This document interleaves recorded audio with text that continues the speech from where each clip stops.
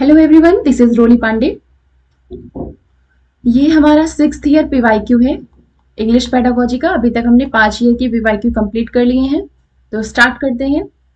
Question number 1 है हमारा, the bottom up model of curriculum is one where. Curriculum का bottom up model जो है वो ऐसा होता है जहां पर learning is based on a set of software to make curriculum more learner friendly. मतलब कि ऐसा करिकुलम है जहाँ पे अधिगम जो है वो किस चीज पर बेस्ड होता है, सॉफ्टवेयर के सेट पे बेस्ड होता है, जहाँ पे करिकुलम को ज्यादा से ज्यादा लर्नर फ्रेंडली बनाया जाता है। या फिर ऐसा करिकुलम जो कि allows freedom for students mobility with increased choice of curricular activity and encourages learning by doing। या फिर the learning process is geared towards career orientation, मतलब जहाँ पे जो लर्निंग प्रोसेस है वो मेनली किस चीज के लिए होती है, करियर ओरिएंटेशन होती है। या फिर a need based distance education with indirect influence on students, मतलब कि एक जरूरत के आधार पर डिस्टेंस एजुकेशन होती है जहाँ पे इनडायरेक्टली बच्चों को इन्फ्लुएंस किया जाता है। तो ये वाला भी ऑप्शन गलत है, फोर्थ वाला भी। करियर ओरिएंटेशन बिल्कुल नहीं होती है, ये डायरेक्ट एजुकेशन दी जाती है, ना कि डिस्टेंस एजुकेशन है। सेट ऑफ सॉफ्टवेयर होता है, ये भी गलत है। तो क्वेश्चन नंबर 1 का राइट ऑप्शन क्या हो जाएगा, ऑप्शन नंबर 2। मतलब ऐसा करिकुलम जहां पे बच्चों को ज्यादा से ज्यादा फ्रीडम दी जाती है गतिशीलता की, मतलब गतिशीलता मतलब वो अपने हिसाब से करिकुलर एक्टिविटी में अपने हिसाब से जितना चाहे ज्यादा से ज्यादा उनके ऊपर, मतलब वो अपना चॉइस या फिर किसी चीज का अगर मतलब चूज करना है तो वो अपने हिसाब से चूज कर सकते हैं। और दूसरा क्या चीज, एनकरेजेस लर्निंग बाय डूइंग, और किस चीज को प्रोत्साहित करता है bottom up model, learning by doing, मतलब बच्चे खुद से करके सीखें। तो क्वेश्चन नंबर 1 का राइट ऑप्शन क्या हो जाएगा, ऑप्शन नंबर 2। क्वेश्चन नंबर 2 है हमारा, the humanistic approach is specifically tuned to. एक किसी ह्यूमनिस्ट का नाम आपसे पूछा जाए तो किसको बताएंगे? इसका राइट ऑप्शन, ह्यूमनिस्ट का नाम जिनको पता है वो कमेंट सेक्शन में कमेंट करें। क्वेश्चन नंबर 2 है, ऑप्शन है इसका मास्टरी, मतलब ह्यूमनिस्टिक अप्रोच जो है वो स्पेशली किस चीज पर डिपेंड होती है, mastery of academic discipline with all their characteristic features. या फिर application of learn structure, content, concepts and principles to new situations. या फिर processes that enable students to discover structure for themselves. यही राइट ऑप्शन हो जाएगा question number 2 का। मतलब ऐसी प्रोसेस जो कि बच्चों को उनके खुद के लिए स्ट्रक्चर्स डिस्कवर करने के लिए उनको योग्य बनाती है। तो क्वेश्चन नंबर 2 का ह्यूमनिस्टिक अप्रोच क्या करती है, ऐसी प्रोसेस होती है जो कि बच्चों को खुद के लिए स्ट्रक्चर डिस्कवर करने के लिए योग्य बनाती है। तो क्वेश्चन नंबर 2 का राइट ऑप्शन क्या हो गया, ऑप्शन नंबर 3। क्वेश्चन नंबर 4 है, यहाँ पे एक हिंट है आपके लिए, इन्होंने नीड ऑफ या फिर हायरार्की नीड्स दी थी की थ्योरी दी थी, हायरार्की ऑफ नीड्स की थ्योरी दी थी इन्होंने। चलिए आंसर भी लिख लेते हैं, अब्राहम मैस्लो। अब्राहम मैस्लो हैं जो कि ह्यूमनिस्टिक अप्रोच जिनकी है, इन्होंने क्या दिया था, हायरार्की ऑफ नीड्स दिया था। क्वेश्चन नंबर 2 का राइट ऑप्शन हो गया ऑप्शन नंबर 3। क्वेश्चन नंबर 3 है हमारा, special needs language classroom is ideally. जो स्पेशल नीड लैंग्वेज क्लासरूम होती है वो क्या होता है, उसमें एक्सक्लूसिवली फर्निश्ड होते हैं, या फिर लोकेटेड सेपरेटली अलग अलग बिठाया जाता है, या फिर integrates all types of learner, हर तरीके के बच्चों को एकीकृत करके पढ़ाया जाता है। तो यही राइट ऑप्शन हो जाएगा क्वेश्चन नंबर 3 का। स्पेशल नीड्स लैंग्वेज क्लासरूम में क्या होता है, हर तरीके के लर्नर्स को साथ में पढ़ाया जाता है एकीकृत करके। क्वेश्चन नंबर 4 है हमारा, to inculcate a never give up attitude, a suitable activity is the one when students, मतलब अगर बच्चों में नेवर गिव अप एटीट्यूड को इनकलकेट करना है, उनके अंदर इस चीज का बीज मतलब कि अगर ये चीज डेवलप करनी है कि उनके अंदर एक नेवर गिव अप वाला एटीट्यूड आ जाए, तो इनमें से कौन सी ऐसी सुटेबल एक्टिविटी होगी जो बच्चों को करनी चाहिए। sang to popular songs and exhibited some of their and craft works during the parent teacher meeting, गलत है। made modifications to their paper planes and tested them again, experimented with the best way to get them to go to the distance and share their finding। ये इसका right option हो जाएगा। अपने paper planes में modification करके उनको बार बार test करके, test करने के बाद एक्सपेरिमेंट करें, एक्सपेरिमेंट करने के बाद जो उसका निष्कर्ष निकलता है उसको नोट करें। तो ये तरीका है जिससे कि नेवर गिव अप एटीट्यूड को इस एक्टिविटी से इनकलकेट किया जा सकता है बच्चों में। तो क्वेश्चन नंबर 4 का राइट ऑप्शन क्या हो जाएगा? Option number 2। क्वेश्चन नंबर 5 है हमारा assessing reading eight class 7th। मतलब बच्चों क्लास 7th के बच्चों में अगर रीडिंग का आकलन करना हो तो इनमें से कौन सा ऐसा है जो कि इफेक्टिव होगा? Spoken quiz based on the meanings of words and expression. ऐसा स्पोकन क्विज कराया जाए जो कि वर्ड्स की मीनिंग्स पर और एक्सप्रेशंस पर बेस्ड हो, या फिर रिटन टेस्ट लिया जाए जिसमें कि based the characters and events in the story या टेक्स्ट जो है वो कैरेक्टर्स और इवेंट्स पर बेस्ड हो, या फिर ओरल इंटरव्यू लिया जाए to find out how much they have read, उन्होंने कितना पढ़ा इस चीज को पता करने के लिए एक ओरल इंटरव्यू ले लिया जाए, या फिर राइटिंग अ 50 वर्ड बुक या फिर text review as a small project. यही हमारा राइट ऑप्शन हो जाएगा। क्लास 7th के बच्चों में अगर रीडिंग का असेसमेंट करना हो तो उसके लिए क्या करना चाहिए? उनसे 50 वर्ड की बुक या फिर कोई पैराग्राफ लिखने के लिए कहा जाए एक स्मॉल प्रोजेक्ट की फॉर्म में। तो क्वेश्चन नंबर 5 का राइट ऑप्शन क्या हो जाएगा? Option number 4। क्वेश्चन नंबर 6 है हमारा curricular development follows the following sequences. जो करिकुलर डेवलपमेंट है वो इनमें से कौन सा सीक्वेंस है जो कि सही है करिकुलर डेवलपमेंट का? Formulation of objectives, assessment of needs, selection of text, या फिर लर्निंग एक्सपीरियंसेस, या फिर मतलब last one is evaluation. Selection of text या फिर learning experiences, assessment of needs या फिर फॉर्मुलेशन ऑफ ऑब्जेक्टिव्स इवैल्यूएशन, या फिर assessment of needs, formulation of objectives, selection of text या फिर लर्निंग एक्सपीरियंसेस एंड इवैल्यूएशन। ये हमारा क्वेश्चन ऑप्शन नंबर 3 यही राइट ऑप्शन हो जाएगा। करिकुलर डेवलपमेंट में सबसे पहले क्या किया जाता है? नीड्स का मतलब बच्चों की जरूरतों का ध्यान रखते हुए उसका आकलन किया जाता है, असेसमेंट ऑफ नीड्स की जाती है। फिर फॉर्मुलेशन ऑफ ऑब्जेक्टिव्स,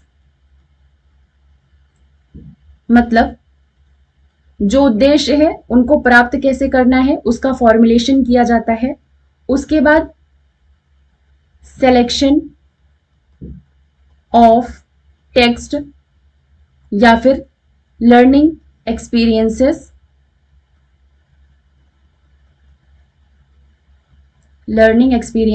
उसके बाद क्या किया जाता है? टेक्स्ट का सिलेक्शन किया जाता है या फिर लर्निंग एक्सपीरियंसेस देखा जाता है, लर्निंग एक्सपीरियंसेस का सिलेक्शन किया जाता है, और लास्ट में क्या किया जाता है?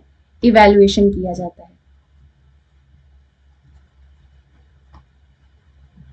लास्ट में इवैल्यूएशन किया जाता है। इस तरीके से ये 4 स्टेप्स होते हैं करिकुलर डेवलपमेंट में। सबसे पहले नीड्स का आकलन किया जाता है, जरूरतों का।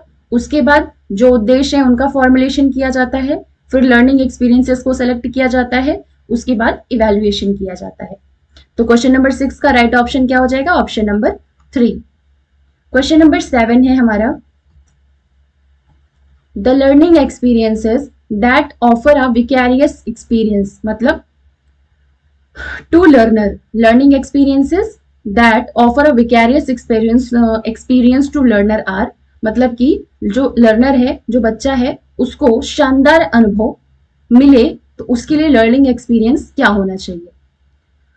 रियल ऑब्जेक्ट्स एंड स्पेसिमेंट्स, या फिर अब्स्ट्रैक्ट वर्ड्स, केस स्टडी, या फिर डिस्प्ले बोर्ड्स और फिल्म क्लिप्स, या फिर फील्ड ट्रिप्स, ऑब्जर्वेशंस। तो इसका राइट ऑप्शन क्या हो जाएगा? Option number 3 that is display boards and film clips. ये क्या है? बच्चों को विकैरियस एक्सपीरियंस देंगे, डिस्प्ले बोर्ड्स और फिल्म क्लिप्स। ये ऐसा लर्निंग एक्सपीरियंस है जो कि उनको विकैरियस एक्सपीरियंस देगा। तो क्वेश्चन नंबर 7 का राइट ऑप्शन क्या हो जाएगा? Option number 3। क्वेश्चन नंबर 8 है in computer aided instruction the simulation mode is where learners. मतलब कि कंप्यूटर एडेड इंस्ट्रक्शन में जो सिमुलेशन मोड होता है, मतलब इसको अनुकरण प्रणाली भी कहते हैं। जो अनुकरण प्रणाली होती है इससे बच्चों को क्या एक्सपीरियंस होता है या फिर उनको क्या मिलता है? Experience real life systems and phenomena. यही राइट ऑप्शन हो जाएगा। साइमुलेशन मोड में, अनुकरण प्रणाली में बच्चों को रियल लाइफ सिस्टम और फिनोमिनास का एक्सपीरियंस मिलता है। तो क्वेश्चन नंबर 8 का राइट ऑप्शन नंबर 1 हो जाएगा। क्वेश्चन नंबर 9 है हमारा अ लिसनिंग स्टिमुलस। ये प्रीवियस ईयर का क्वेश्चन है, इस वजह से आप इसको मोस्ट इंपॉर्टेंट की तरह मार्क कर सकते हैं। रिपीटेड क्वेश्चन है।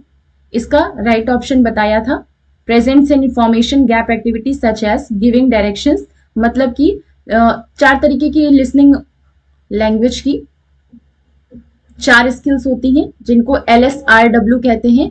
L for listening, S for speaking, R for reading and W for writing. सबसे पहले कौन सा स्किल होता है? लिसनिंग होता है।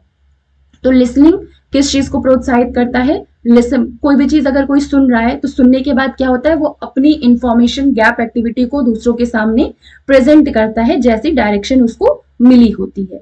तो लिसनिंग किस चीज को प्रोत्साहित करता है? Option number 2, presents an information gap activity such as giving directions.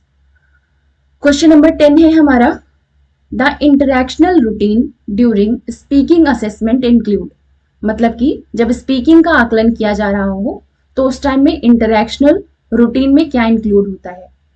Negotiating meanings, taking turns and allowing others to take turns, या फिर डिस्क्राइब वंस स्कूल और इट्स एनवायरमेंट्स फॉर्मली, या फिर टेलीफोन कॉन्वर्सेशन विद अनदर, या फिर comparing 2 और more objects, places, events for the assessor. तो इसका राइट ऑप्शन पहला ही हो जाएगा, negotiating meanings, taking turns and allowing others to take turns.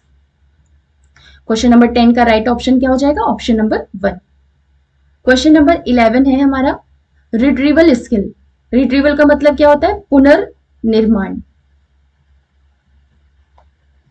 पुनर्निर्माण। तो राइटिंग में जो पुनर्निर्माण की स्किल है, रिट्रीवल स्किल है, वो क्या है? नोट मेकिंग और नोट टेकिंग, या फिर डायग्रामिंग एंड समराइजिंग, यही होती है राइटिंग की रिट्रीवल स्किल। जितना ज्यादा किसी चीज को समराइज करने की कैपेबिलिटी होगी उतना ज्यादा उसके अंदर मतलब रिट्रीवल स्किल डेवलप है। तो क्वेश्चन नंबर 11 का राइट ऑप्शन क्या हो जाएगा? Option number 2। क्वेश्चन नंबर 12 है हमारा awareness raising grammar games encourages students to, मतलब कि जो अवेयरनेस रेजिंग वाले ग्रामर गेम्स होते हैं वो बच्चों को किस चीज के लिए एनकरेज करते हैं? Think consciously about the structure they have learned, या फिर collaborate in completing a given activity, या फिर engage and feel about human relationship while the teacher controls the structures. ये इसका राइट ऑप्शन हो जाएगा।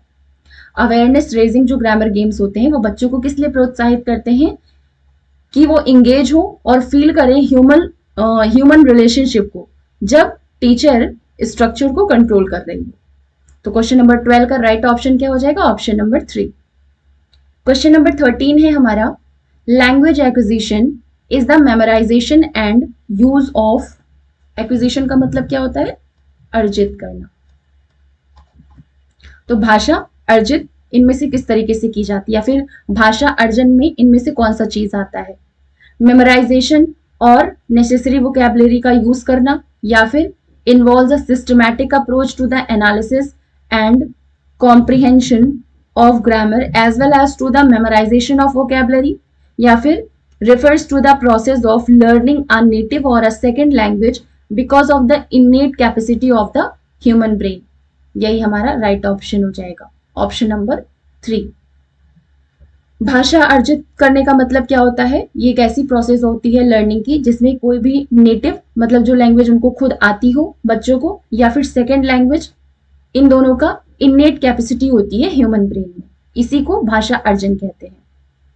तो भाषा सीखने की वो वाली प्रोसेस जिससे कि बच्चों में पहले से ही मतलब कि बच्चों में कह लें या फिर ह्यूमन ब्रेन में एक इननेट कैपेसिटी जिससे कि जो उनकी खुद की भाषा है उसको या फिर जो सेकेंड लैंग्वेज है उसको सीखने की जो प्रोसेस है उसी को भाषा अर्जन या फिर लैंग्वेज एक्विजिशन कहते हैं।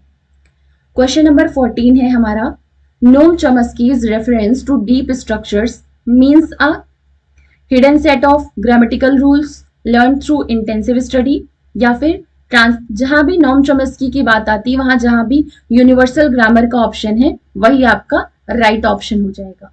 तो क्वेश्चन नंबर 14 का राइट ऑप्शन क्या हो जाएगा? Universal grammar underlying all language and corresponding to an innate capacity of the human brain. Universal grammar, जिसमें कि सारी लैंग्वेजेस आ जाती हैं क्योंकि ह्यूमन ब्रेन में ये इनेट कैपेसिटी होती है उनकी। तो क्वेश्चन नंबर 14 का राइट ऑप्शन क्या हो जाएगा? Option number 3। क्वेश्चन नंबर 15 है mother tongue influence can be effectively minimised in the classroom. मतलब कि मदर टंग को अगर इफेक्टिवली मिनिमाइज करना है क्लासरूम में तो उसके लिए क्या करना चाहिए? ये भी रिपीटेड क्वेश्चन है। Giving examples from the mother tongue, या फिर giving a lot of exposure in the target language, या फिर giving inputs from the target language in a simple and graded manner. यही राइट ऑप्शन हो जाएगा question number 15 का। अगर बच्चों में जो उनकी मदर टंग का इन्फ्लुएंस है उसको मिनिमाइज करना है तो उसके लिए क्या करना चाहिए? जो टारगेट लैंग्वेज है, मतलब जो लैंग्वेज सिखानी है, उस लैंग्वेज को सिंपल और ग्रेडेड मैनर में इनपुट बच्चों को देते रहो। इससे क्या होगा? धीरे धीरे वैसा इनपुट मिलते ही उस लैंग्वेज में बच्चों में जो दूसरी लैंग्वेज है, टारगेट लैंग्वेज है, वो धीरे धीरे डेवलप होती चली जाएगी और मदर टंग का इन्फ्लुएंस अपने आप ही मिनिमाइज होता चला जाएगा। ये थे क्वेश्चन नंबर 15 तक हमारे 6th ईयर PYQ। मिलते हैं नेक्स्ट वीडियो में 7th ईयर PYQ के साथ। उसके बाद EVS की पेडागोजी विद थ्योरी स्टार्ट करेंगे। मिलते हैं नेक्स्ट वीडियो में। Thank you.